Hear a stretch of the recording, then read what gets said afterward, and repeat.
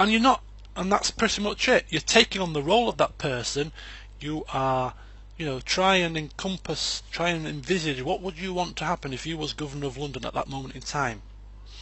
You're not bound just because you're Governor of London at this moment in time. For instance, Simon Maitland, you take Mr. Bloggs as Governor of London, Simon Maitland here.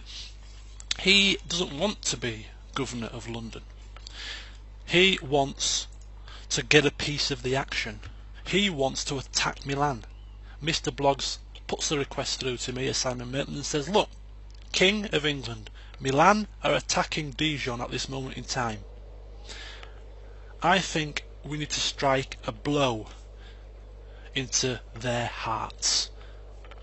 Please allow me to command a full army. I will march down to Milan's capital city and personally devastate them or whatever. Role play. You don't have to, just because you're governor, don't mean you have to sit there and be governor for the whole of the next 30 years of your role playing life. If you want to lead an army to Milan, put that request in. If you get that request in before anybody else, you might get the opportunity to be the general that marches into the land of Milan and strikes that blow into their kingdom. So that's how it's going to work. If you want to suggest, these Portuguese or these Danes getting too big for their boots, give me a full stack army and I will just take Bruges and Antwerp just to, expand our empire and just give them a warning shot. Put the request through. As I say, I will either say yes or I will say no. So you are all going to get that opportunity. 10 of you are going to have that opportunity, and it's going to make the campaign, I feel, a little bit more realistic, because 10 different people, 10 different mindsets. It's not me playing out every character on this map.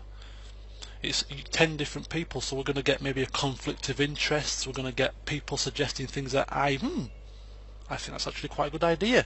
So you're going to have that opportunity there. So that's how it's going to work. You can request pretty much anything.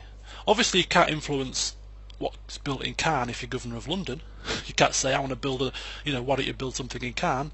That's nothing to do with you. You're Governor of London, so you can influence what's built in London, what's recruited in London, or where you want to take yourself, or where you want your general to go next, or whether you want your general to fight next. But you can't obviously influence other people's settlements.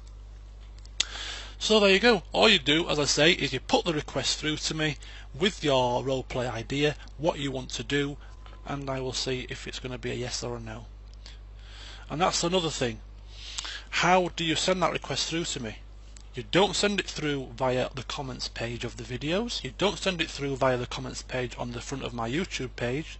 You send it through to me by a personal message. Just put your name on it. Obviously it'll come from you. Just put the name of the character that you're role playing. I will keep a list of the names of people who are role playing certain characters, so I've got it there, but just in case I haven't or I've forgotten it, just Mr. Bloggs, I am role playing Simon Maitland, and then you put your request. And if you want to put your request in the form of a role play, as I've said, role play it out. I want to move to southern France because it's cold here in England. Send me somewhere warm. Roleplay it out. Sorry, I had to answer the phone. So there you go. Yeah, as I said, I can't remember what I was saying now. Yeah, so roleplay it out. If you send the request through as a personal message rather than saying, Damo, can you just send my character down to Marseille, please, or wherever, to Bern or wherever. Try and roleplay it out a bit. I'm cold up here in London in this windy, rain, wet, horrible weather. I want to go south to somewhere warmer. Send me there. It just adds a little bit of experience. You don't have to, but it's an opportunity there. It's an option. So that's pretty much it. I can't really think of anything else as to how it's going to work. There might be little quips and nuances that you think, well, what about this? That is where you will obviously ask the questions on the comments page of these videos. If you're not quite sure of something, well, how does this work? Then obviously send a comment and I will answer the question as best I can, because I want this to work. So if you've got any queries or anything you're not sure about, send it through on the comments page of these update videos and we'll get a discussion going. I'll try to clarify what you can and can't do, so you've all got a good thing in your mind of what you can and can request. And yeah, one more thing. You're controlling the, obviously you're controlling the characters, the family members. I keep control of all the ancillary characters, so all the spies, all the priests, all the merchants, all the diplomats. I keep control of them. All you will do is naturally put the request through. So if, as I said, if Simon Maitland wants to recruit a merchant because he wants to increase his city's trade, by putting the merchant trading wool there, then put the request in and I shall do it for you. You don't have control of where the assassins go. The king has the control of the ancillary characters. But that's the only thing that I have control over, obviously. You can request anything else. So that is how it's going to work. So the next thing then is the characters that you can actually control. So here they are. First of all, we have Lewis Scrope. An honour, sire. An honour indeed. He's aged 58. There's his stats. There's his retinue and traits. So if you want to roleplay the character in character, you can use his traits when considering your decisions. There you go. He's governor of Caen, and as you know, Caen is down there. Currently has a heretic in their lands, and is currently recruiting the rest of the army to attack the Spanish. So that's the situation in Caen. So when you take over Lewis Scrope, bear that in mind when you make your decisions. And then we have Michel. My king. Michel down in Marseille. There's his retinue, there's his stats. He's age 39 and there's his traits. If you want to roleplay him in character. Obviously I'll have to pause it with the traits, I'm just moving it up and down. And there's his city that he's governor of. It's Marseille, it's a huge city. There's the public order, there's the current tax rate, there's the population growth, and there's what's available to you to build in the next few parts. So bear this all in mind when you take over and make your next request.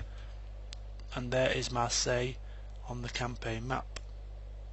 Heretic there, diplomat there. Just bear in mind who's next door to you, because it may all come into play. You've also got under attack from some navies as well. Maybe that might influence what you want to request next. So bear it all in mind. Take in the bigger picture. King Ambrose is myself, so you don't get control of him. Unfortunately. Aelfgar the Honest. Yes, so there's his stats, there's his age, there's his retinue and traits. Yep. Okay. There's what's available to him to recruit. There's what's available to him to construct. There's what he's already constructing.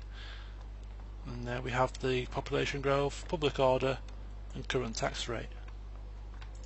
Edinburgh, rebel army in their lands, but not much else is going on there, so bear that in mind when you want to put your request through, if you would choose Aelfgar the Honest. Prince Hubert the Cuckold. Command me, sire. Prince of England, there's his stats and there's his age, there's his retinue and traits. Da-di-da-di-da. Yep, you're getting the picture now. Okay, there's what is available to him to recruit at the moment. There's what's available to construct, and there's what it's constructing. And Carnarvon, nothing much going on in there at the moment. My liege. Hubert Davids, Nottingham, rebels in his land. Yes, noble sire. There's his age, there's his stats, there's his retinue, and there's his traits. There's what he can construct, or recruit rather. Yeah, quite a few things he can recruit there. And there's what is available to construct, and he's already constructing. Paul. An order. Governor of York. Command me, sire. What's happening in York? Where is he? Oh yeah, there you go. Captain Kyle, just north, not quite in his land, but you might want to give a helping hand to his compatriot there.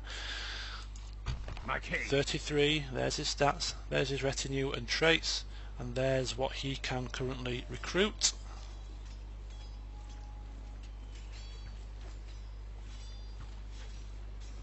Okay, do. There's what he can construct. There's his tax rate, population growth and public order, and what he's already constructing. Simon Maitland, My liege. Governor of London, age 36. There's his stats, very good stats. There's his retinue and traits, and there's what he can recruit.